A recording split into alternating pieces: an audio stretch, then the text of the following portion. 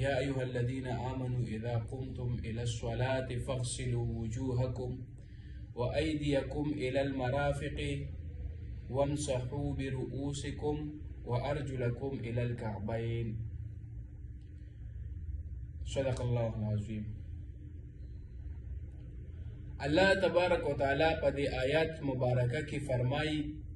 چی اے مومنانو قوم تا خطاب دی، مومنانو تا خطاب دی، مسلمانانو تا خطاب دی چی اے مسلمانانو، اے آغا خلقو چاچی ایمان روڑ دی، اذا قمتم الى الصلاة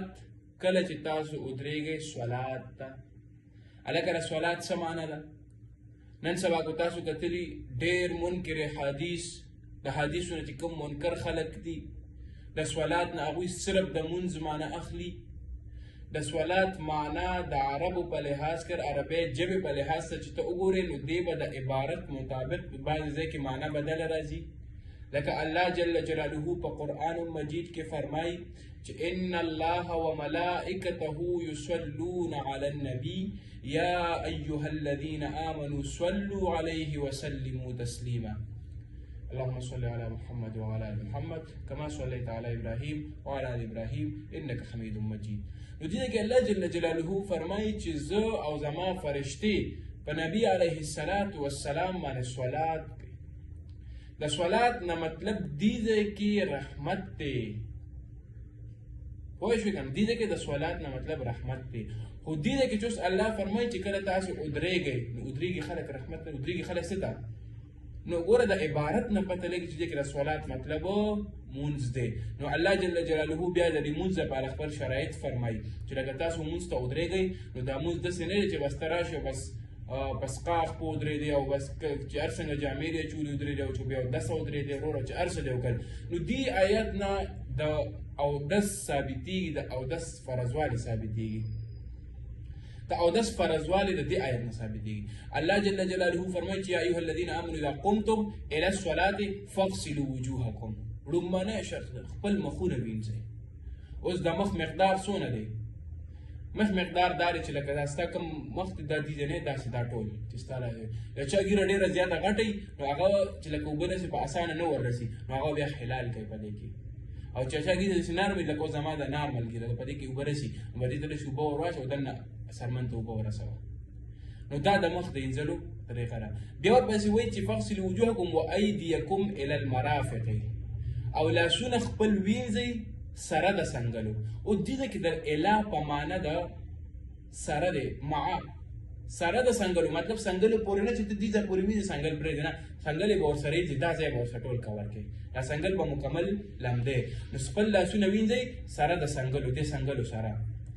بیاور باسی وی وامسحوا برؤوسکم او د خپل سرونو مسح وکړئ. اوس مسح نه مطلب څه دی؟ د مسح نه مطلب دا دی د علماو په دې کې بیا خپل منځ کې اختلاف دی. امام شافعي صاحب په مسلک باندې مسح د هغه وایي چې بس تاسو داسې چلو کوئ بس ارض ایسیر تاسو کوئ مسح وشوه. د امام ابو حنیفه صاحب چې مسلک دی هغه فرمایي چې د سر د څلورمې ایسې تاسو مسح وکړئ. د هغې سره بیا خپل دلایل دي ارچاته خیر دا د اختلاف خبره نه به دې کې افضلیت او د نان افضلیت خبره ده. دې کې دونه د خبره نشته څوک کم کوي خیر دی، څوک په کوم مسلک کې ټیک دي صحیح ده. نو خپل د سر مسح وکړئ او بیا وی ارجلکم الی الکعبین او خپل خپې وینځئ ګیټو پورې دیده پورې ګیټو. نو تله ګیټو پورې خپې شوې سره د سنګلو لاسونه شو مسح شول او مخې ځل دا اودس فرایض دي. اوس په دې کې اختلاف دا دی چې بعض علما فرمایي چې دا ټول په ترتیب سره لکه اول مخ انزل بیا لاسونه انزل بیا مسح کول بیا خپې انزل. بعض عالمان د امام شافعي صاحب مسلک دا دی چې دا به په ترتیب سره کول په تا فرض دی واجب دی چې ته به دا په ترتیب سره کوي. امام ابو حنیفه صاحب ورته وایي چې نه دا په ترتیب سره لازم نه دی، دا سنت به موږ دا واخلو چې ترتیب سنت دی، خو که چا بې ترتیبه وکړو نو بیا یې اودس وشو. امام شافعي صاحب وایي چې چا په ترتیب سره ونه کړو د هغه اودس نه دی شوی. د امام صاحب په نس د امام ابو حنیفه صاحب په نس اودس شوی دی. نو دې کې د افضلیت او دا اصل عام طور سره چې ته وګورې دا په ترتیب سره خپل هم کېږي. نبي علیه السلام چې ترتیب سره کړی دی نو هغې کې موږ سنت واغستل چې دا سنت طریقه را ترتیب سره فرضوالي د الله سره نه رالو نو د الله جل جلاله د دې آیت نه د پوره اودس چانندام دا طریقه دا ثابتېږي نو اوس څوک داسې نشي ویلی چې اودس کوم ځای نه راغلی دی اودس د قرآن نه راغلی د ځان نه نه دی راغلی بعض جاهل راپسې وي اودس پکې څه ته وایي وي اودس چا راوستی دی وی قرآن کې ما ته وښیل که تا قرآن کتلی چې ته وایې چې ما ته قرآن کې غټ غټ آیاتونه باقاعده د دې په باره کې چې تاسو اودس داسې وکړئ مونځ ته ودرېږئ داسې اودس وکړئ یو خبره دې نه بله ثابته شوې چې مونځ بغیر اودسه نه کېږي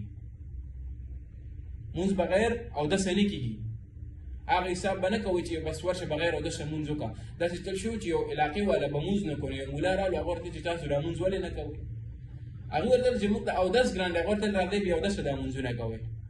هغوی خلکو مونځونه شروع کړل یاره ټول به راتلل 15 وخته مونځونه به یې کول څه وخت تېرېدو یو بل امام راغلو هغه لاړ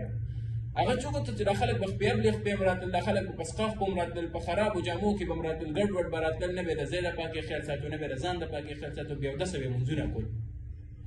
نو هغه امام صاحب ورته ویل خو دی هم غرق نه کړی تاسو په کومه طریقه روانئ اودس خو فرض دی تاسو اودس ولې نه کوئ وایي موږ دغه مولا ویلو چې اودس مه کوه بس صرف مونځ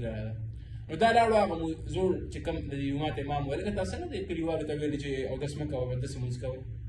هغه ورته ویلو خدای دې غرق نه کړه په مونځ ما راواړو په اودسې ته راواړوه که نه نو هغه شی به نه چې ته اوس بغیر اودسه راځي مونځ کوې اوس ډېر جاهلان روته کو تاسو ډېر لاړ شئ لږ سوشل میډیا وګورئ خلک په دین اعتراضات کوي خلک په اودس اعتراض کوي خلک په قرآن اعتراض کوي خلک په حدیثو اعتراض کوي او د اودس الله جل جلاله دلته وایي چې وفرمایه خو دا به څنګه کېده نبي علیه الصلاة والسلام د احادیثو نه موږ ته پته لګي او بعضې منکر هغه د احادیث مني نه نو چې هغه احادیث مني ته ماته وایي قرآن نه به ته څنګه طریقه لکه څنګه به مخ وینځي د مقدار څونه دی د خپو مقدار څونه دی د لاس مقدار څونه دی دا موږ ته احادیثو ښودلي دي نو چې ته د احادیث نه انکار کوې ته خو بیا دا نشي فالو کولی چې ته احادیث نه منې ته به دا قرآن څنګه ثابت ده چې دا د الله کتاب دی دا خو موږ ته نبي علیه السلام ویل چې دا د الله کتاب دی نو چې ته اوس د نبي علیه الصلاة والسلام احادیث ته لرې کوې نو تا ته الله په دې کتاب یې لږ خپله لیکلي چې دا د الله کتاب دی ته ثابتولی شي چې دا د الله کتاب دی بغیر د حدیثونو نه حدیث په معنی هله به ته قرآن ثابت دی قرآن کامل کتاب دی خو د دې کامل معنی ګوره یو شیز کاملېدو مطلب دا نه دی چې پرې دې هر څوک پوه شي